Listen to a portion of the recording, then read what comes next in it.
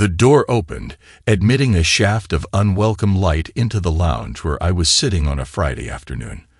A tall, bull-like man walked in and looked around the room, noticing me as I raised my hand, and motioned him over to the table. He strolled over and slid into the seat across from me with a smile on his face. His real name was Gerald William Cassidy, but he liked to wear jeans and a big cowboy hat when he was driving, so he was known as Butch Cassidy. Butch was a short-haul driver for my company. We were a baked goods firm and distributed bakery items to the surrounding states. I was the manufacturing manager for the local plant, as well as for 2 others in Pennsylvania and Ohio. I had taken the afternoon off to meet with Butch and talk to him about something that had been bothering me. His run was finished for the day, as he began long before dawn and usually finished around early noon. He did the local runs and never had to be away from home much. He and his wife, Martha, used to be good friends of DA and me, but that was before their divorce about 6 months ago. Butch looked at my face, saw the strain, and frowned. "What's up, my friend? I was surprised to get your call.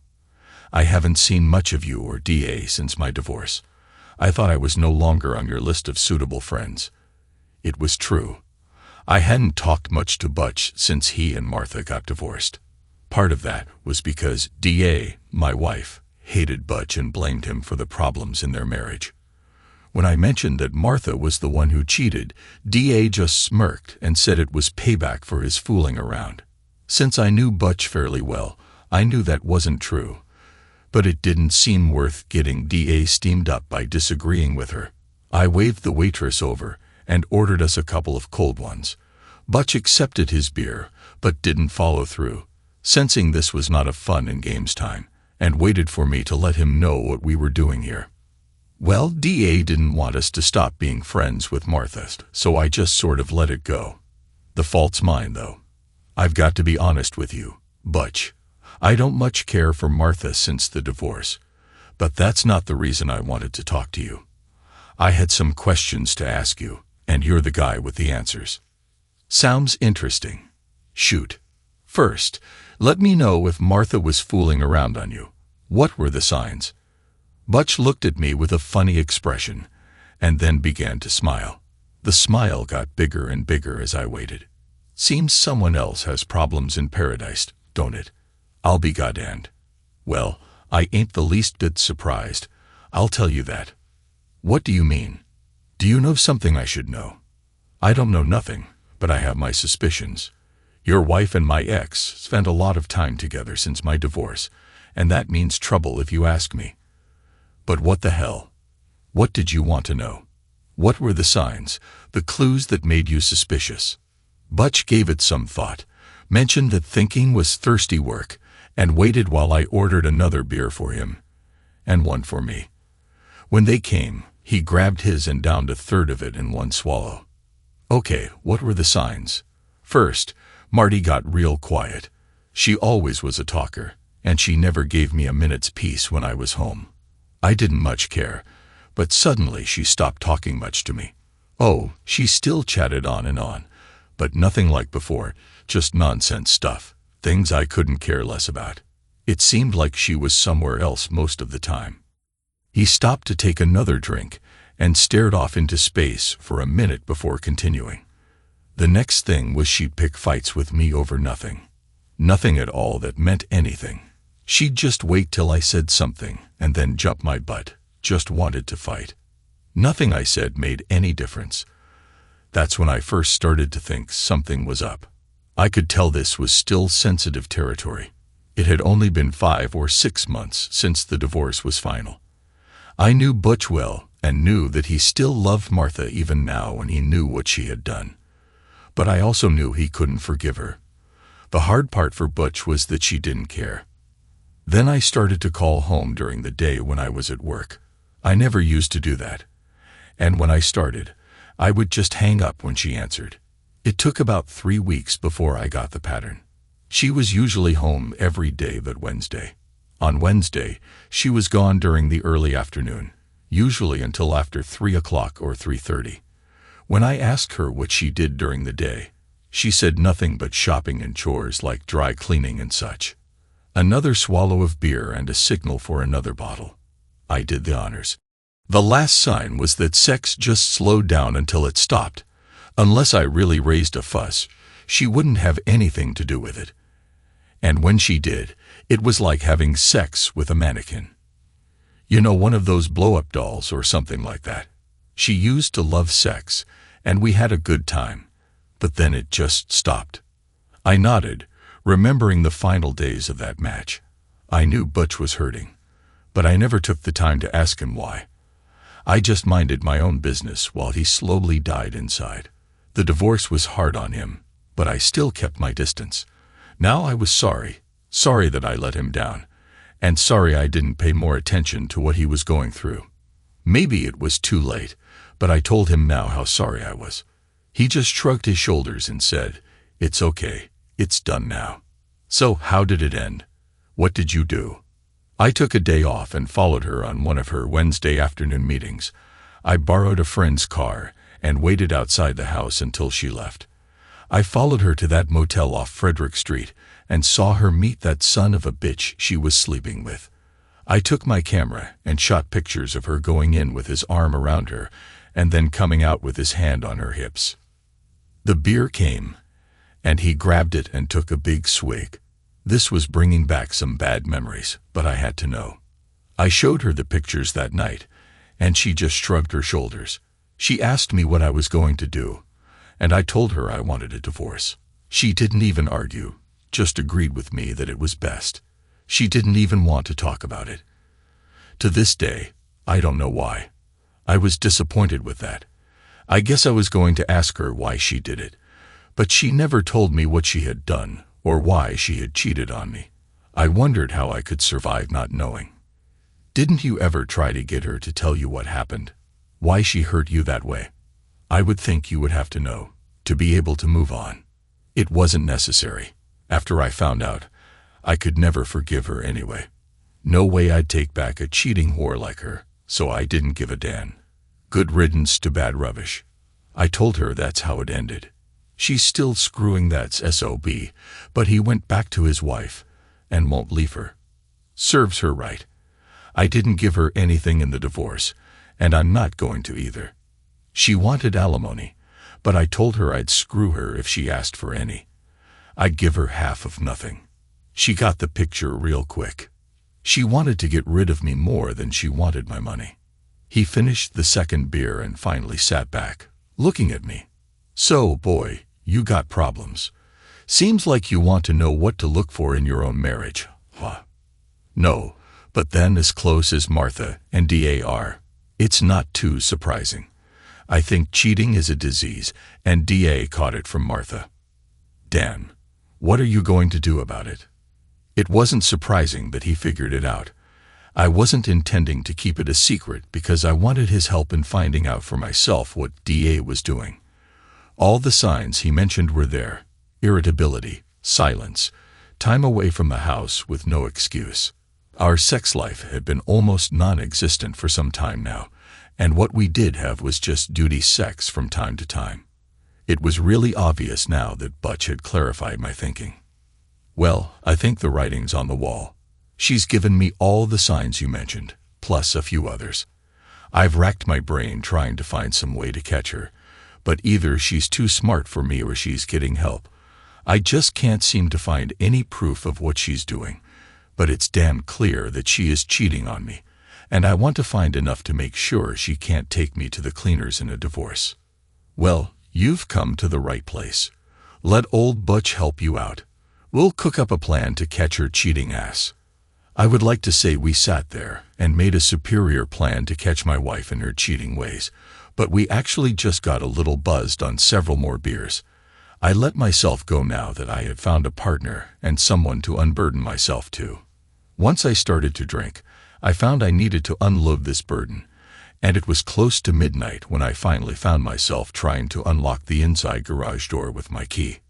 I was having no luck when the door flew open and my loving wife stood there with her hands on her hips, her face showing me a picture of what the wrath of hell was likely to be. "Well, you finally decided to come home, and drunk too, it seems. What do you have to say for yourself? Well, hello, my loving and faithful wife. Have you been here waiting for me, your loving husband, or did you spend the time with someone else? DA was furious, but she narrowed her eyes at my comments. I was too drunk to take advantage of it now. She bit back a comment and simply turned away, walking down the hall to our bedroom. I managed to make my way inside and pushed the door shut, leaning against it as I tried to make the room stop spinning. After a few minutes, I felt steady enough to lock the door and make my way to the kitchen for a cup of coffee and a cold washcloth. I felt like hell, but also quite relaxed for the first time in a long time. After a futile attempt to pour a cup of coffee, which was cold anyway, I just dropped into one of the chairs and let my head fall onto my arms on the table. I would rest a little until I got my strength back, and then I would go to bed. I was still resting when I was awakened by a beam of sunshine coming through the kitchen window. I had spent the night right where I had come to rest, which was made clear when I tried to straighten up, and a cramp in my lower back reminded me that I was no longer a young man. I finally got myself up and moved toward the stairs when I heard the voice of my loving wife. Well, I see you passed out down there last night. You must have been really drunk to do that. Too bad you'll pay for it today. I bet you feel really proud of yourself, don't you? I threw back a comment that she probably didn't even notice I wasn't in her bed as I pushed past her, heading to take a shower and change clothes. I really didn't want to talk to her or discuss anything with her in the condition I was in. I made it to the shower, stripping off my clothes as I went. I let the hot water roll over me and began to feel strength flow back into my body. My aching back finally loosened up, and I was able to stand straight again. I started to feel almost normal. This was more like it. I reminded myself again why I rarely drank. As I was sobering up, I thought back to what I had told Butch. DA and I had been married for over 9 years. We had no children since DA was unable to conceive and wasn't yet ready to consider adoption. I wanted kids, but she seemed reluctant to make the move. It put a strain on our marriage, but I thought we had worked through it. However, the last 4 or 5 months had been particularly strained. DA was angry with me about almost anything, and she had closed herself off to me sexually. We had never had a strong sex life, or at least not since she found out she couldn't conceive, but we did okay. The last time we made love together was over 3 months ago, and it was not a pleasant experience. When I thought about it now, I was beginning to understand why. An hour later, I made my way back to the kitchen, looking for that cup of coffee I had wanted so badly last night. I smelled it and headed for the pot. A cup of coffee, and I would be all the way back to normal. Unfortunately, DA was also in the kitchen, which put a dark cloud over my mood. Now, it would take more than just coffee. Just let me get myself a cup of coffee before you start on me. I need something to wake me up. Too bad you had to make a fool of yourself last night. Maybe if you had been home where you belonged, you wouldn't feel so bad today. I had to control myself before I said something I would regret, rather something I would rather not know about, at least not yet. I opted to say nothing. I'm talking to you, Peter Burke. Where were you last night? And who were you with? I was with Butch Cassidy. You know Butch. He's the one that cheating son of a bitch your friend left for. The asshole she's sleeping with. You don't know what you're talking about. Martha didn't cheat on him. First, he was the one cheating. She just got fed up with it and went out on her own. She and Jack were just friends. It was Gerald's fault. He pushed her into it. I guess it was about time I told her the truth. I had to laugh at her ignorance. Martha had filled her empty head with all kinds of lies, and I was in the mood to set her straight. Is that what she told you? Butch never cheated on her once in his life. I, and everybody who knows him, knew that he loved that woman more than life itself. That was her damn story, and she tried to convince everyone of it. But you're the only fool who believed her. Everybody else knows what she is. That's not true. She was only trying to get back at him. That's all it was. Before the divorce, she just had sex with that guy once. She just wanted to make him jealous. But then he got so unreasonable that Martha decided to divorce him. She couldn't live with his cheating ways. Sorry, but Martha had been screwing Jack Mason for over 7 months. When Butch found out about it, he told her to get the hell out. She said she was happy to leave because Jack was leaving his wife and was going to marry her. She moved out the same day and never even tried to contest the divorce. Never once apologized or tried to explain, just left. She's still having sex with him, but he's not leaving his wife, so she's just a cheap whore. DA was looking a little shaken. I'm not sure what story Martha had sold her on, but it was sure as hell not the truth. I think it was just starting to sink in that the marriage was over. As soon as Butch found out, he told her he would never forgive her, and she didn't give a damn. The greedy witch wanted alimony, but he told her if she asked for it, he would quit and go on welfare rather than pay her anything. She'd already spent every dime he made. Since they had nothing but the house, Butch gave it to her along with the mortgage. DA was sitting there, staring at me as if I had just told her we were being evicted. She was shell-shocked. I wanted to laugh so badly, but I held it back. Now was the time for the first shot in the war to come. Since her asshole lover didn't leave his wife, she had to sell the house to pay her lawyer. But it's okay, since her lover will take care of her. I hear he's paying for her apartment now, the apartment you go to all the time, owned by her lover. He's paying for his mistress. It's a good deal for him. She gets free rent, and he gets free sex. He writes off the apartment as a business expense. I laughed at the expression on her face. It was priceless. Marty had really sold her a bill of goods, which was not surprising. Now for the slam dunk.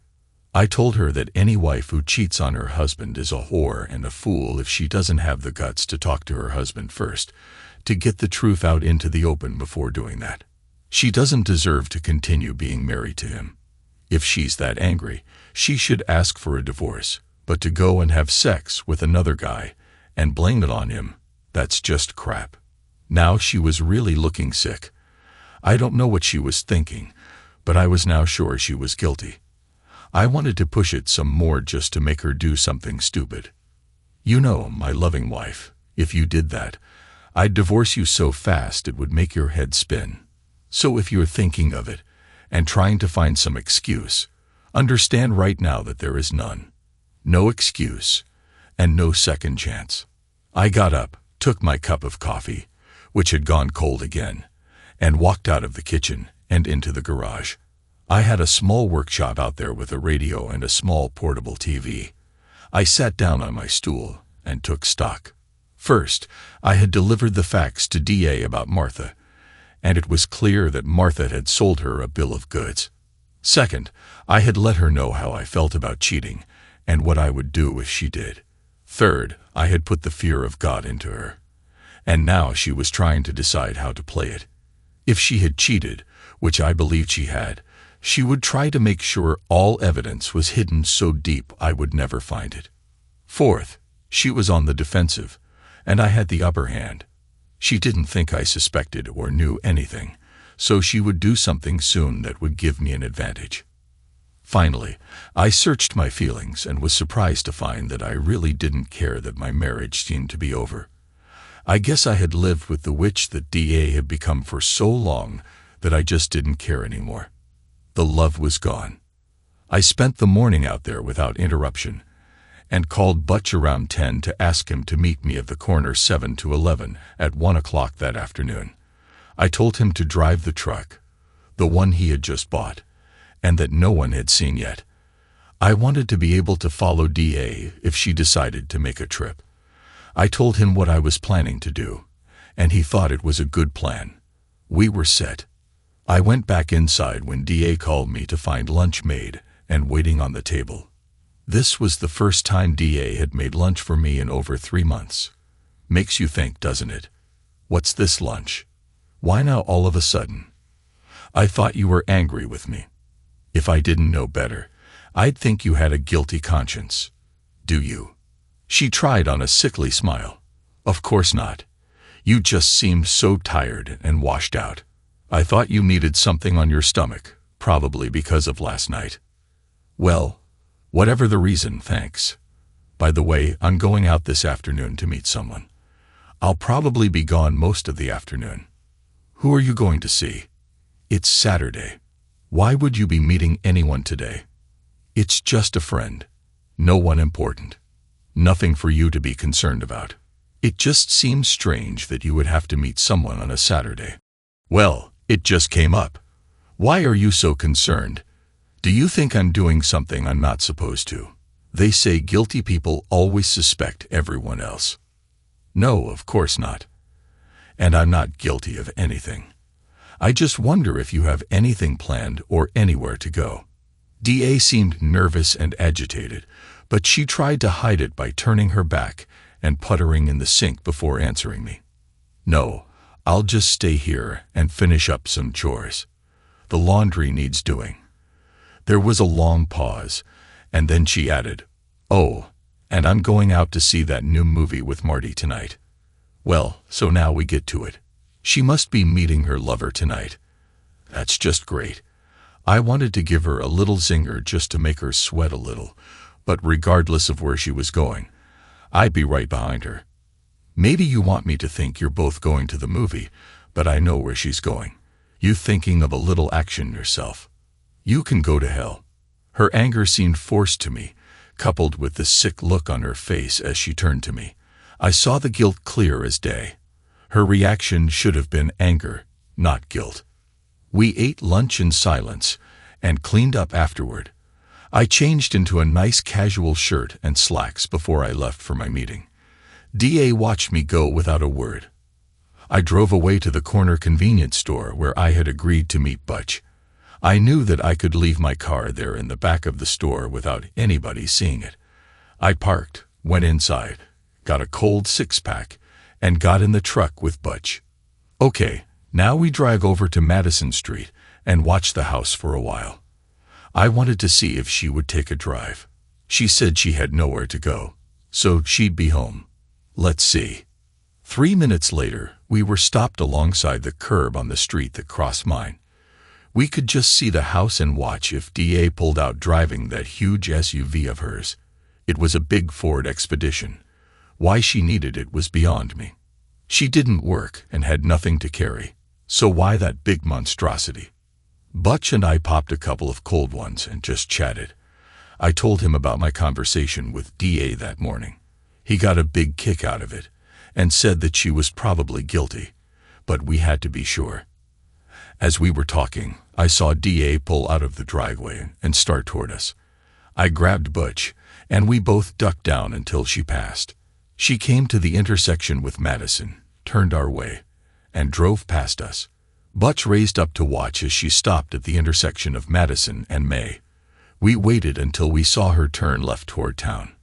Butch pulled out behind her, and we followed, staying well back. After about a 10-minute drive, DA pulled into the lot of a diner in a part of town we never frequented.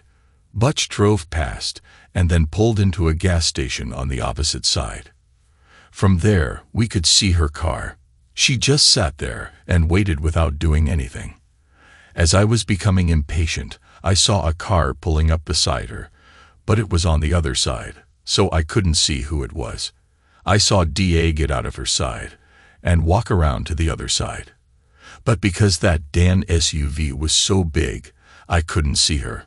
I was about to tell Butch to move the truck so I could see her when the car with her in it backed out and drove away in the other direction. By the time we were able to get going and pull out into traffic, the car was gone. I had no idea what to do now, so I told Butch to take me back to my car. When he asked me what I was going to do, I just shrugged my shoulders and said that I would play it by ear.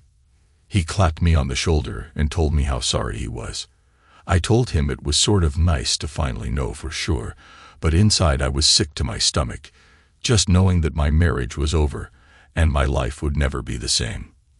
As I thought about it, I reminded myself of what I had been living with and that I would be better off with a clean break.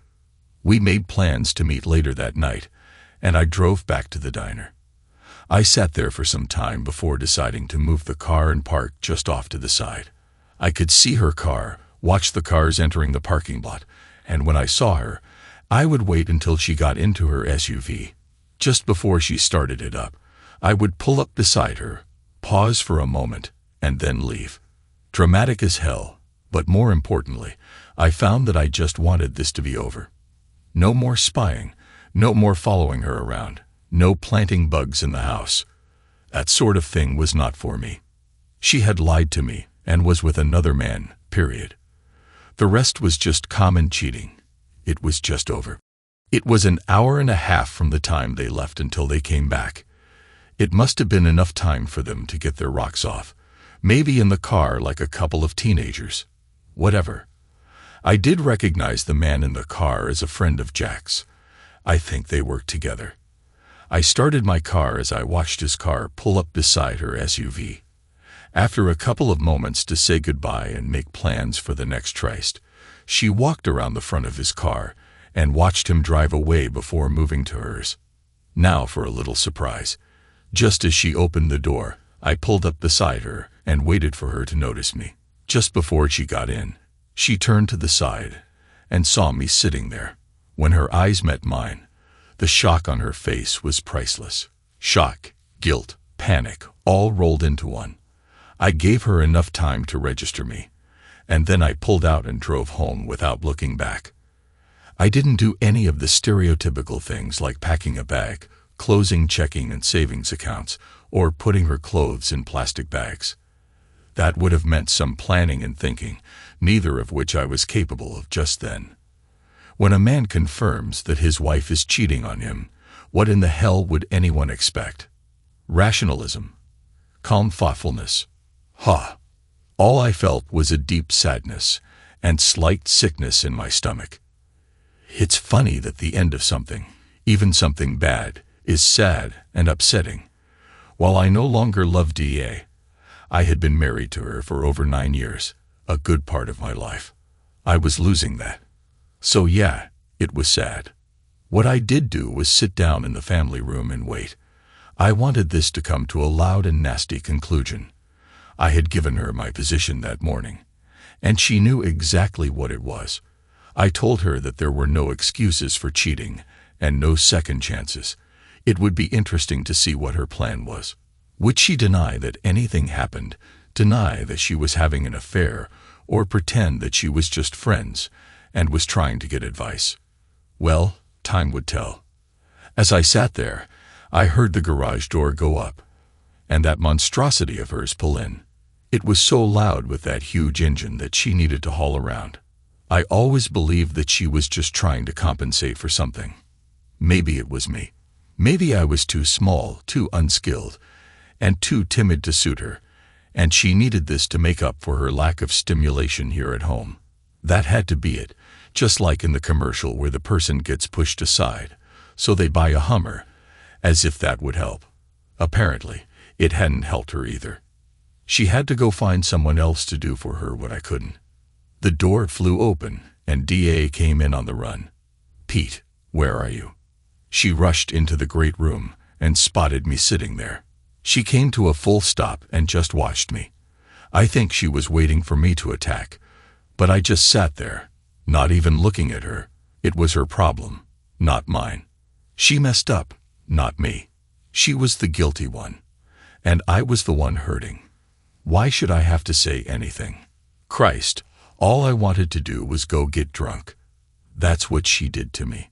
She came into the room, started to sit beside me, but stopped when I looked up at her. The look on my face was enough to make her move over to the chair and sit. I settled back on the couch and waited. "It's not what you think," she said. "I don't know how or why you were there, but it's not what you think." How in the hell would she know what I thought? She didn't know me at all. If she could do something like this, if she thought I would ever accept anything like this, I think the trouble she was in had finally hit her. Maybe she thought she was clear and that I wouldn't find out about her cheating. But I had, and now she was in deep. I was there because I'd followed you. Butch and I were behind you all the way, and we watched you get into that asshole's car and drive away. That's all I needed to see. What I think is that you are a cheating, lying whore who decided that she needed more excitement in her life, and to hell with her husband. That's what I think. Now tell me I'm wrong." The tears were flowing now. She was in trouble, and she knew it. She was trying to find some way to make me believe it wasn't true. "You're wrong. None of that is true. It's not what it looked like. I wasn't cheating on you, and that's the truth. Sorry, you're trying to give me the same line that whore of a friend of Butch's gave. I don't believe you. You're a married woman who got into a car with another man after telling me that you were staying home doing the laundry. Your best friend is a whore who cheated on her husband. You've done nothing for the past few months but pick fights with me, making my life a living hell with your whining and sniping. You've stopped wanting me to make love to you. It's all clear now. It was just a justifier cheating. You wanted more, and you went out and got it. That's crazy. None of that is true. You're trying to make me look like I'm cheating, but I'm not. I don't want more. I have all I want with you. Then what were you doing in another man's car for an hour and a half? Why would you meet a man and lie to me about it? Why have you been so distant with me lately? And why did we stop making love? Why? God damn it. Tell me why." She was rocking back and forth, holding herself with both arms, her head bent down looking at the floor, the look of a desperate woman, one who had been found out. She was trying to speak, but she was sobbing so hard that the words were coming out more like hiccups. "There's more to it than that. You just don't understand. You're wrong. I don't believe you. You've already lied to me. And now you're trying to convince me that you're innocent. Well, I don't believe you. If you can lie to me once, you can lie to me again and again. That's what I believe." DA had now almost completely collapsed. She was moaning, crying, and rocking herself, but not saying anything. I think she had run out of things to say and didn't have time to prepare her lies. Without preparation, lies can be difficult to come up with at the last minute. "I'll pack a bag and be out of here as soon as possible. I'll call Harold first thing in the morning and start the proceedings. You should get your own lawyer since Harold works for me." The response was immediate. Her head flew up, and she stood with her arms waving. "What do you mean, get a lawyer? What do you mean, start proceedings? You can't be serious. You don't mean divorce. No, you have to let me explain. It's not what you think." "Yes, it is." "No, goddammit, no. I'll tell you everything. Just stop this nonsense. I really would like to know what I did that forced her into this. Maybe I could take the time to listen to her story, but I believed she would give me a story, not the truth. Not now when it was too late. Just a lie that she thought she could convince me with. Okay, I'll give you 5 minutes to tell me your story. But if I hear one single lie, I'm gone, and it's over. No more lies. I told you, no second chances." DA stood and walked around the room before starting. I could almost hear the wheels in her head spinning, trying to decide how to convince me of her innocence. Not likely with the truth, but it might be fun to watch her try her lies. "Okay, his name is Philip Tartan. He works with Jack Mason." As ready as I thought I was, the fact that she and Philip were involved, and that she was screwing Jack's pal, was more than I could take. My vision clouded, and everything turned white. The fury I felt was almost enough to stagger me. I should have known. Martha screws Jack, and you're screwing Phil. Good friends stick together. I see. How long has it been going on? Did Martha set you up? Well, to hell with you. I was so angry that I stood up, glared at DA, and turned to go pack my bag. I suddenly didn't want to hear anymore. When she reached out to grab my arm, I spun and gave her a look that had her stumbling back. She was afraid of me. For the first time in our 9 years of marriage, she was afraid of me. At this point, I didn't blame her. I couldn't listen to this now. I thought I could, but I couldn't. This was too sick, even for me. "Just don't say anything, please. Just back away, and don't say anything." I ran down the long hall to our room and yanked down my overnight bag. I took anything I could grab out of the drawers, threw it in, and closed the bag. I went into the bathroom, grabbed a plastic bag from the vanity, swept my things into it, and tied it closed. That would have to do. I was so angry that I was shaking. My hands weren't steady, but I had to make it out to my car. If I could do that, I would be okay. Somehow, I managed to do just that. I got to the door, opened it, threw my bag down the 3 steps, and grabbed the railing to keep myself upright. DA was standing at the door and moved aside just in time to avoid being hit with the bag. Her face was a mixture of fear and panic, afraid of me yet not wanting me to leave. "Pete, please. You don't understand. I asked you to shut up. Please shut up. Why can't you just shut the hell up?" I stumbled down the 3 steps to the garage. I threw the bags in the back of my car and got behind the wheel. DA kept saying something, but I didn't hear her. I refused to hear her as I backed out of the garage and into the street, almost hitting the monstrosity. I spun the wheel and sped away, finally releasing the breath I had been holding all that time. I calmed down enough to see where I was and pulled over to the curb to call Butch. I needed a place to crash, and his place would work. He answered, gave me the go-ahead, and I headed for his place. I spent the evening telling Butch about my conversation with DA, and he just shrugged, telling me that he expected it might be something like that. He knew the guy she was with, and told me he was Jack's right-hand man. It seems they were sharing our wives for their own pleasure. I felt my fury grow as he talked, but at some point, it just sort of faded away. I guess it's hard to continue at that level of anger without burning out. I knew it would come back, but for now, being with Butch and talking were helping to keep me sane. The following morning was a Sunday, and I woke feeling like I had been in a 10-round fight, one that I lost. Butch told me he had some things to do that morning, so I could make myself at home.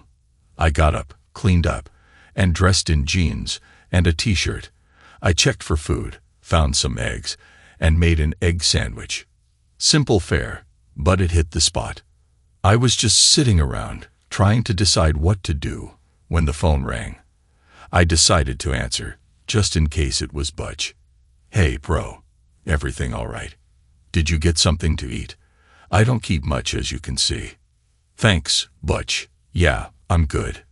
Egg sandwich, and a shower, and I feel like a new man." "Well, I just wanted to let you know I talked with Marty this morning, just to get the lay of the land. Don't say anything smart about that. You might want to call DA and let her talk. I know how it sounds, but it might be worth your while to hear what she has to say." "Butch, what could she say that would make a difference?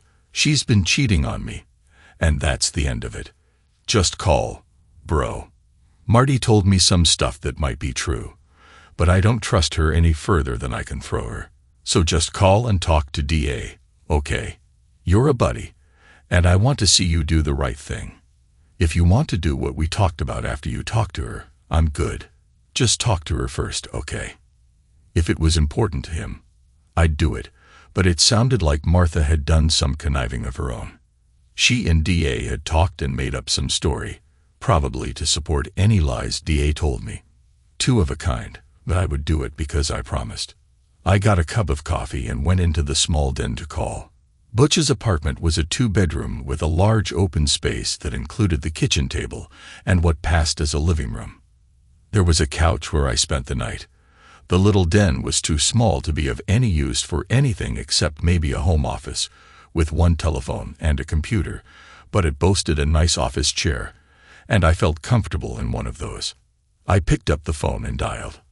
"Hello. Hello, DA, it's me. Sorry about last night, but I just had to get out of there before I did something I would regret later." "Pete, thank God. I had no idea where you were. I called Marty, and she called Butch, and he wouldn't tell us anything. But he said he would get word to you." "Yeah, he called. Wanted to be sure I called you. I figured you got your story straight with Marty so she could sell him a line, so he would call me. Well, I'm calling." "Pete, that is so not the case. Please come home so we can talk. You stormed out last night before I could tell you anything. Please come home and talk to me. You told me all I needed to know last night. You and Marty screwing those guys. It seems your guy is Jack's right-hand man. I guess you were a reward from Jack for sticking by his mistress. I guess the two of them can set you both up in a love nest. Maybe you can take turns. Pete, it isn't like that. I'm not sleeping with him. I've never been unfaithful to you that way. You're the only man I've been with since we've been married. You have to believe that. Sorry, I don't believe you. You were with him Saturday afternoon alone for over an hour and a half in his car. Alone. I couldn't follow you to see where you went, but I imagine it was somewhere you could be alone. Did you do him in the back seat of his car in some parking lot? There was nothing but sobbing on the other end. I knew I was being cruel, but when you're hurt, you want to lash out and hurt the one who hurt you. I was hurting, and that was my only excuse. Pete, please, you have to come home and talk to me. You owe me that much. If you don't believe me afterward, fine, but you have to give me a chance to explain what happened. Fine. I'll be there in an hour. You can talk yourself sick. Goodbye. Why I agreed to go, I don't know. What did I expect to do besides hear more words that would hurt and wound? She had hurt me enough already, even without knowing what she had done. Why punish myself more?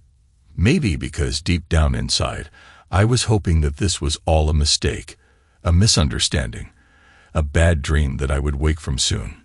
Even though I knew better, my subconscious wasn't giving up. Even with love gone, pride forced me to hope for something I could hold on to. At almost exactly 11 o'clock, I pulled up to my house and sat in the driveway just looking at it. It was a single-level ranch, what everyone called rambling. It was actually very large and had 4 bedrooms, formal living and dining rooms, a small office, and a huge great room. The kitchen was large and well-appointed, boasting an eating area overlooking the in-ground pool. I remembered the sun glinting off the water yesterday morning, waking me up. Was it just yesterday? With a sigh, I got out of the car and walked to the front door. As I did, I automatically noticed that the grass could use cutting, and the shrubs in the front needed trimming. I rarely saw the house from the front, so this was sort of new. I made a mental note to call the service that cut my grass. I went to the front door and rang the bell. It took a few seconds, but she finally came to the door. When she saw it was me, she looked surprised. Pete, what are you doing at the front door? You never come in this way. Why didn't you use the garage door like always? I don't feel like I live here anymore. Nothing feels the same now. Everything is different, especially you. It feels different, is all. Pete, please come in and stop talking that way. Nothing is different. Everything is the same as it was. We just have to talk together and figure it out. That's all it is. I walked into the foyer and stopped to look around. It seemed the same, but I wasn't used to seeing it from this angle. The furniture she picked out for the entranceway, the formal dining table set with placemats and silver, the large bouquet of flowers in the center, the narrow glimpse into the living room with its sectional couch, and matching everything, and D.A. standing there in a short yellow sundress that showed off her tanned shoulders and just a hint of cleavage. I had to admit she was still one of the most beautiful women I knew. I didn't speak as I looked around, and then I moved away from her toward the kitchen. I wanted to be on neutral territory, and the kitchen was as neutral as I could get. We had a designer redo the kitchen some years back, and everything was his. I didn't look back as I took a seat at the table. D.A. came in and moved to the counter where she had a fresh pot of coffee and a plate of shortbread cookies, the ones I loved. She set them down in the center of the table and took the chair opposite me. She looked wonderful. Her hair was brushed back, and she had taken the time to make herself up to look her best. She had succeeded, but that wasn't the point. I had always loved her, and I had seen her at her best and worst, and loved both extremes. Nothing she did would have changed my mind, except for this. This was too much. Pete, I want to tell you everything, but you have to let me say it. You can't just hear part of it and then get mad. I have to explain it all to you. So please promise me you'll hear it all. Not just what you want to hear, but all of it. I looked at her and could see the fear in her eyes. It made me uncomfortable to think that I had put it there, but then I remembered it wasn't me. Her actions had done this. I would never hurt her physically, and she knew it. The fear was of losing me, the marriage, and our future together. That was the fear. I promised to listen to all of it, every dirty little part of it. And don't worry, I have never hit you, and I never will. You know that. But I will get angry. That I can't control. I can only promise to try to let you finish without losing it. Thank you. That's all I need, for you to hear it all. And I never felt in danger from you, not even when you were so angry and hurt. I knew you would never hurt me physically. She sat straight in the chair, her hands clasped together on the table. This all started about a month or so before Marty and Butch filed for divorce. She had been telling me about his affairs and how he was going out at all hours and screwing around on her. She said she knew all about it and had him followed. She said she had proof. I had to interrupt. I knew I promised to keep my promise, but I wasn't going to let this go unchallenged. So, you're telling me this has been going on for over, 7 or 8 months? You've been cheating on me for that long. And what proof did she ever show you? How did she know all this? Who is her PI? If this is all you're going to tell me, then I might as well leave now. Wait, Pete, wait. Nothing has been going on as you put it. I said I was going to tell you everything. And this is what she told me. I know it's not true now, but at the time I had no reason to doubt her. I believed her. I sat down and let her continue. I began to feel that this was going to be a long session, but I had promised, and by God, I would stick to my promise. She started to tell me about Jack Mason. She had met him at one of the company functions, and they had become friends. He was the one, she said, told her to hire the PI. He said he knew Butch and would see what he could find out about him. Over the next couple of weeks, she told me that he claimed to know of at least 3 women Butch was messing around with. When he was supposed to be driving, he was actually screwing around with one of these women. I was shaking my head. I had to interrupt again. And you believed all of this? I can't believe you were that gullible. The woman I married wasn't that stupid or naive. When did you get so dumb? I know it sounds crazy now, but at the time it didn't. It was about the same time that Marty started asking me if I knew where you were all the time. At first, I didn't even think about it. But then later, I started to notice you were often late for dinner and had to go back late at night, among other things. She kept pressing me, and I began to become suspicious. I started to think that maybe you could be cheating on me. I watched and tried to stay calm, but you never told me what you were doing, and I became more and more suspicious. I finally convinced myself that you were actually cheating on me. That's it. This is all. I can't sit still for this. I know I promised, but I can't. You're trying to make this all my fault. I got up, kicked back the chair, knocking it over, and stormed out of the kitchen. You're trying to make this all my fault. I had taken all I could. I'll call you later after I calm down enough to stand the sight of you. I went out the front door, down the 2 steps, and into my car. I drove away just to get far enough out of sight to stop and calm myself down. This was all crap. I should have known it was crap from the beginning to the end. She just wanted an excuse to have sex with somebody else and then blame it on me. Well, I wasn't going to stand for it. An hour later, I was sitting in a little cafe, drinking a Coke and watching my sorry life evaporate like the bubbles in my glass. I had called Butch to let him know where I was. Sure enough, he came striding in and sat down beside me. Hey, buddy, you can't do any real thinking with a soft drink. Come on back to the apartment, and we'll have a couple of beers and a shot or 2. That's what you need for good thinking. Damn if he wasn't right, I thought. We did, and it was better. Now, here's what I think. You and me, we need to go get those sons of bitches and tear them both new assholes. You know Jack. He's a real chicken. And that asshole, what's his name? He's an even bigger chicken. You and me can take him out. I kind of like the idea. Maybe if I had another shot, it would help me make up my mind. I did. And it did. I think it's a damn fine idea. The asshole's name is Phil. When should we do this thing? Now. Today's Sunday, the Lord's Day. You can't do that on the Lord's Day. Okay, we'll do it tomorrow. Tomorrow's good. Tomorrow isn't the Lord's Day, is it? I don't think so. I think it's just Saturday and Sunday, or something like that. Let's do it anyway. Tomorrow we'll wait for them after work. That was about all I could remember after I woke up later that afternoon. Butch and I had spent most of the daylight hours drinking and making plans. Strangely, I didn't feel hungover. I actually felt pretty good, good enough that I decided to call DA. I went back into the little inn and called. Hello? Pete, is that you? Yeah, it's me. How are you? What do you mean, how am I? You stormed out of here without giving me the time to explain. Like you promised. You promised not to take just parts of what I said. I never got the chance to finish. You promised. She was crying and hiccuping again, trying to get the words out. Damn, she was good at that sympathy move. I know what I promised.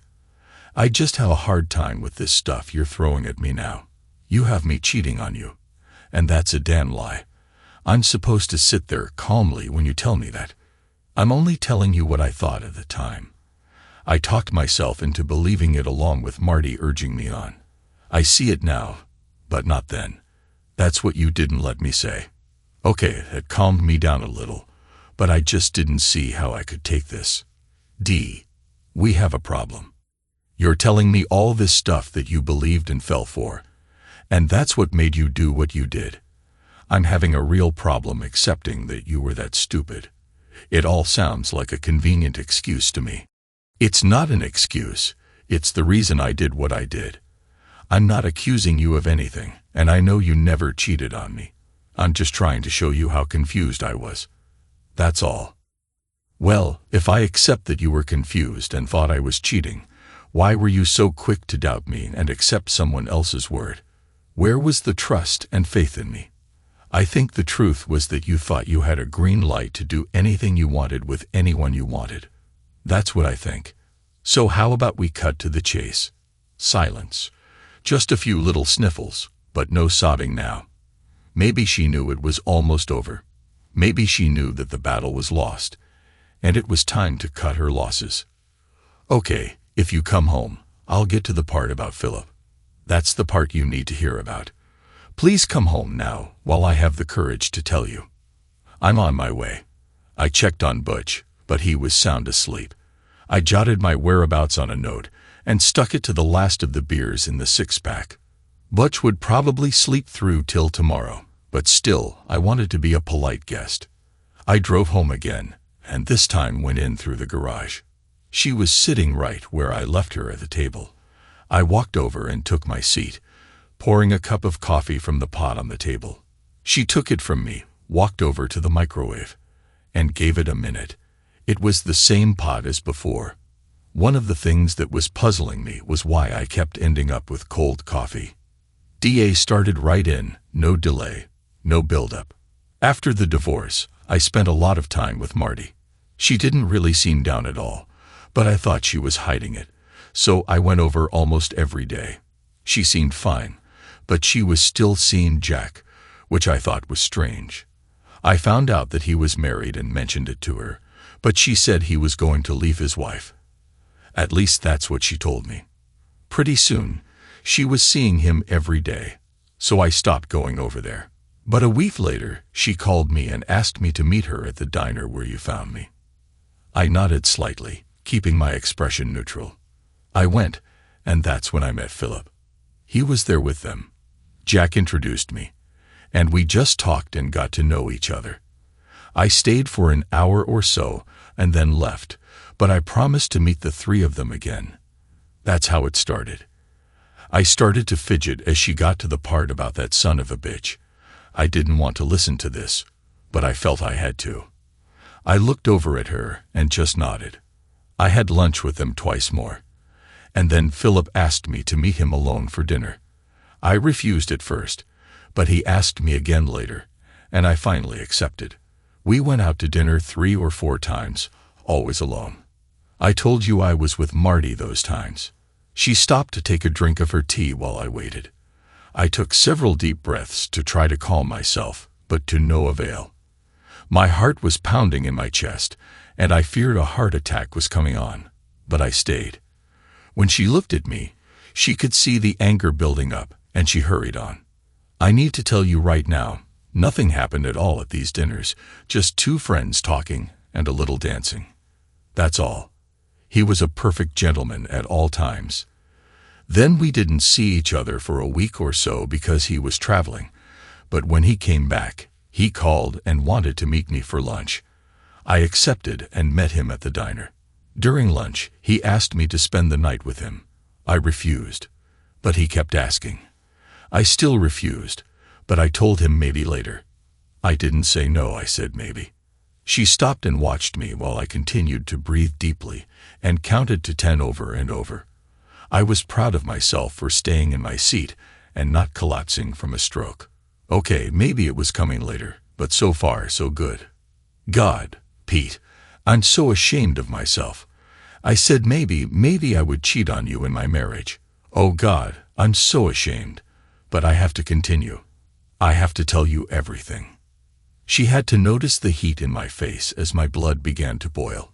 She grimaced at my expression, but continued in spite of it. I had to give her credit for courage. I told Marty what Philip wanted, and she said I should go for it. She said that since you were cheating on me, I should do the same to you. She kept telling me you and Butch were 2 of a kind, and that you were both not worth staying faithful for. She finally admitted that she was seeing Jack almost every day. I was not surprised. I think I knew it.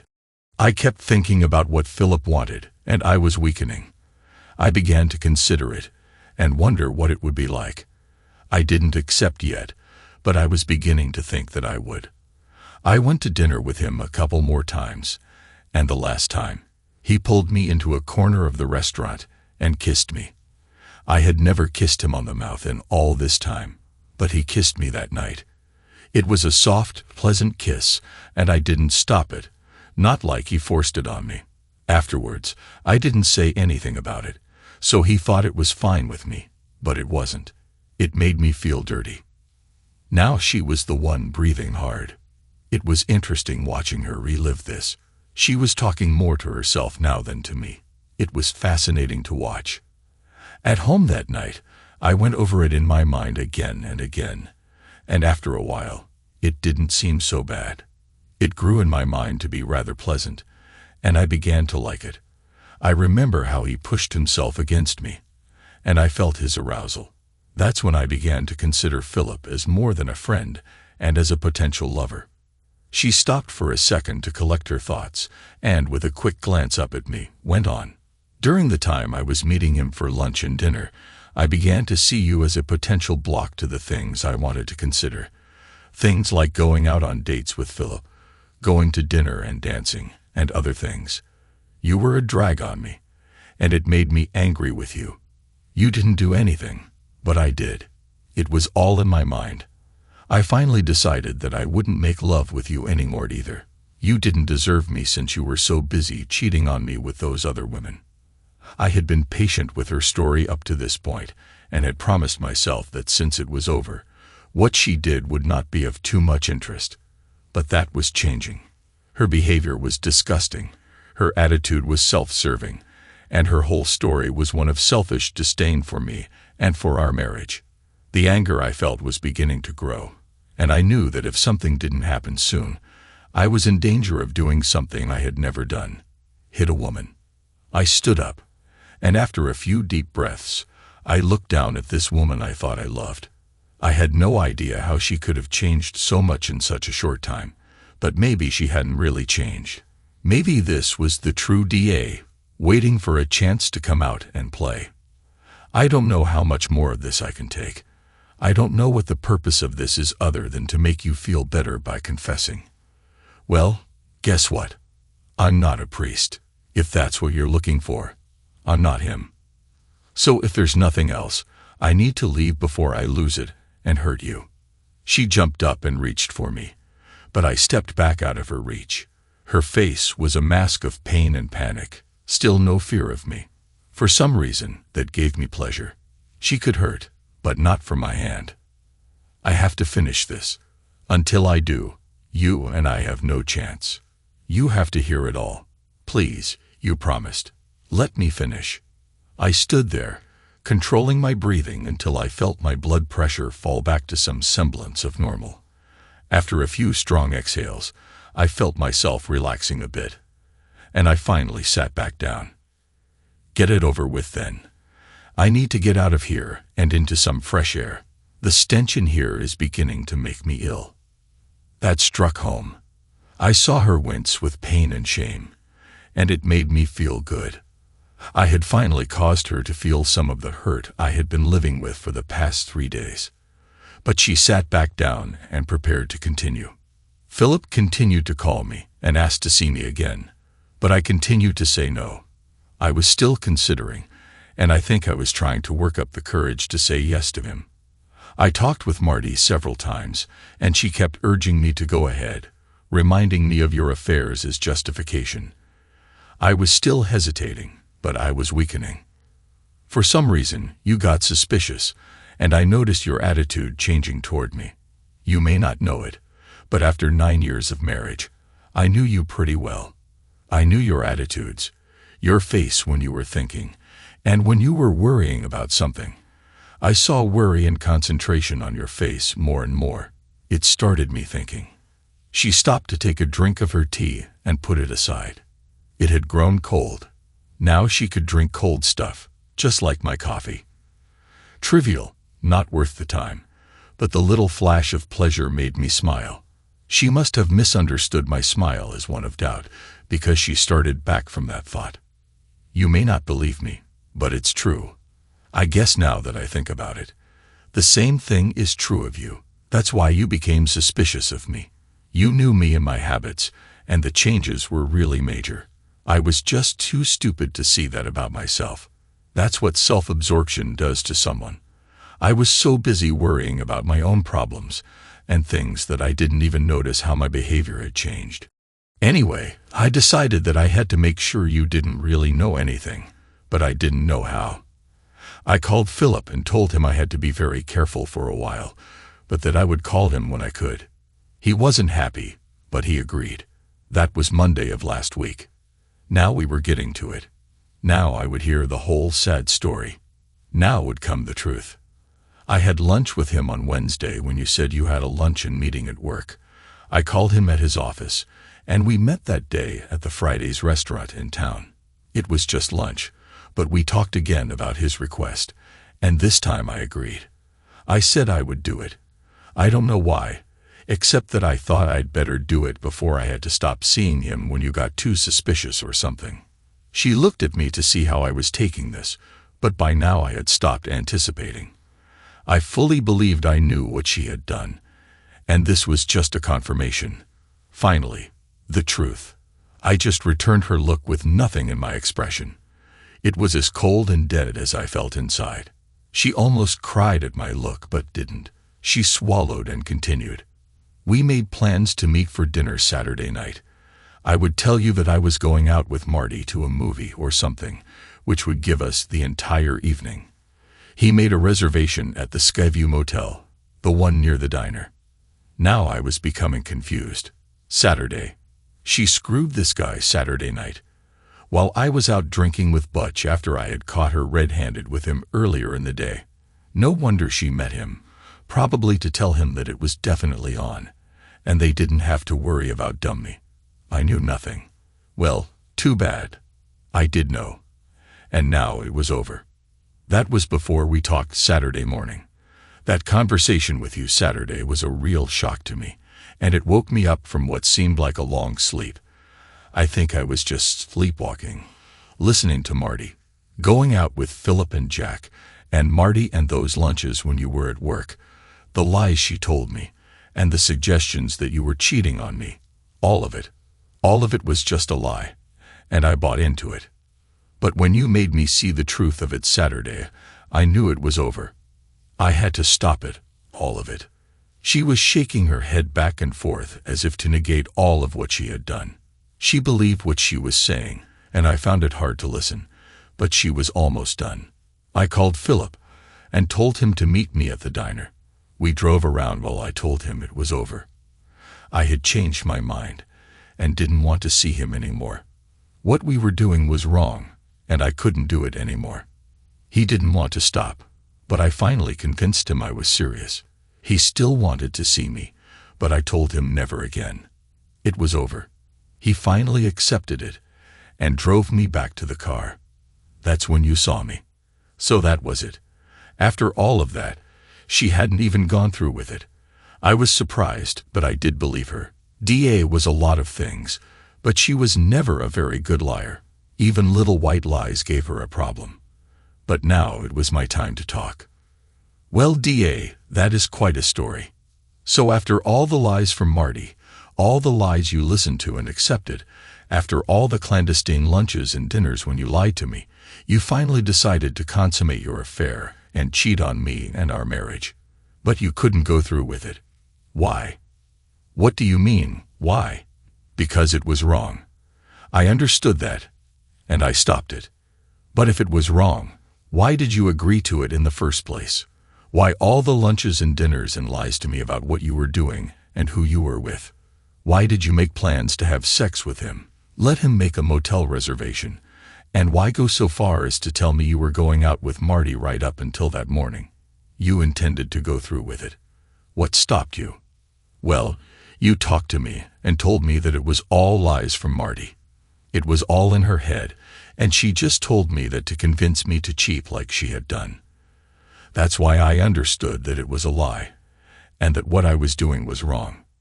So you would have gone through with it if I hadn't finally made you see that it was all lies and face up to what you intended to do. Yes. No. I just don't know. But I didn't, and that is the important thing. No, it isn't. The important thing is that you were willing to believe the worst of me and started seeing another man without telling me. The important thing is that you were ready and willing to sleep with another man just because someone told you I was cheating on you. The important thing is that you never once thought of coming to me and talking to me. You were already cheating on us in your mind. All the dates, the intimate lunches and dinners, you were living with me but thinking of him. You stopped making love with me but planned to do it with him. You had accepted his proposition and were planning on committing adultery. Only my intervention stopped you. This wasn't going as DA had planned. This wasn't the forgiving husband that she expected. The fact that she didn't actually sleep with the guy was all she saw. The fact that she had agreed to it didn't enter her mind. The lunches and dinners while lying to her husband didn't even concern her. The lies she chose to believe about her husband, heard from someone else, didn't concern her. Only the fact that she didn't actually do it was important. Only the sexual act made it cheating in her mind. She didn't even see the betrayal of intimacy and trust as cheating. They weren't important to her. Pete, please, I didn't go through with it. I never cheated on you. I didn't. You have to see that I didn't do anything. Yes, you did. You went out with another man to lunch and dinner on many occasions. You lied about it and kept it from me, which shows that you knew it was wrong. You made my life hell at home because you chose to believe someone else rather than trust me. He kissed you, and you told me you didn't enjoy it, but you didn't tell him to stop. You made plans to sleep with him and only stopped because I got in the way. That's what you did. No, that's not right. I didn't sleep with him, and I didn't enjoy the kiss. I told you I convinced myself that I did, but I didn't. No, you convinced yourself you did because you wanted to find a way to betray me in your mind. You made it okay. DA was now a wreck. None of this had gone as she wanted. Everything she said looked different when I viewed it. I saw things she didn't want me to see, and she didn't know how to handle it. She looked at me through tear-clouded eyes. What are you going to do? Can't you forgive me, and we can start over? Try to fix this. It's not too late. I didn't do anything, so we can fix this. We can. It's too late. It was too late when you decided not to trust me. It was over the first time you went to dinner with him while lying to me. That's when it was over. You just didn't know it. Neither did I until you told me. Now I know. It's time for you to face up to it. Our marriage is over. It's dead. And there's nothing left. D.A. cried, argued, and pleaded, but never during it all did she once say that she loved me and needed me. She only repeated over and over that she didn't follow through with her affair. To her, that was all that was important. I believe she knew it was over and was just trying to convince herself, but it was too late. The love was gone, hers as well as mine. She killed mine as surely as though she had kept that rendezvous at the Skyview Motel. Hers had obviously died some time before. She just didn't know it yet. I moved out that day, finally ending it. There was no marriage left to save, no love left in my heart for D.A. She had betrayed me just as surely as if she had slept with him. Love, respect, and fidelity are the three legs at the base of any marriage. If one is damaged, the marriage is in trouble but could still be saved. When two are removed, the marriage collapses. The third leg is unable to prop it up. In our case, D.A. had broken two of the three and had planned on the third. There was no way back for me. I filed for divorce the next day. D.A. didn't fight it. As for Philip Tartan, did I let him go unscathed? No. It seems that a few days after I moved out of the house, he was beaten up by two masked men outside a bar. He was beaten so badly that several of his ribs were broken and one of his testicles had to be removed. The cops are still looking for leads, and since the camera outside the bar was not working for unknown reasons, there was no one on the suspect list. The police closed the case as a mugging. D.A., after the divorce, sold the house and gave me 50% of the proceeds. She left town and is now working as an office assistant for an automobile company. I have not started dating and will still hold on to that for a while. Some wounds take time to heal. Butch and I still hang out together, and he's doing fine. He's got a new girlfriend, and while things are still fresh between them, he seems happier than I've seen him in a long time. We don't talk about Martha much anymore. He told me once that while it was tough getting over her, he finally realized she had done him a favor by leaving. He was free now, free of her lies and her betrayal. As for me, life goes on. I've learned that sometimes the people you trust the most are the ones who can hurt you the worst. I don't know if I'll ever trust anyone like that again, but who knows? Time heals all wounds, they say. Maybe someday I'll be able to look back at all this and not feel the sting of betrayal so sharply. For now, though, I'll take it one day at a time. And maybe, just maybe, I'll find someone who deserves my trust, my love, and my loyalty. Someone who will give me the same in return. Thanks to everyone who took the time to listen to today's stories. If you enjoyed it, please consider liking and subscribing if you haven't already. Feel free to share your thoughts on the events in the comments below. Take care.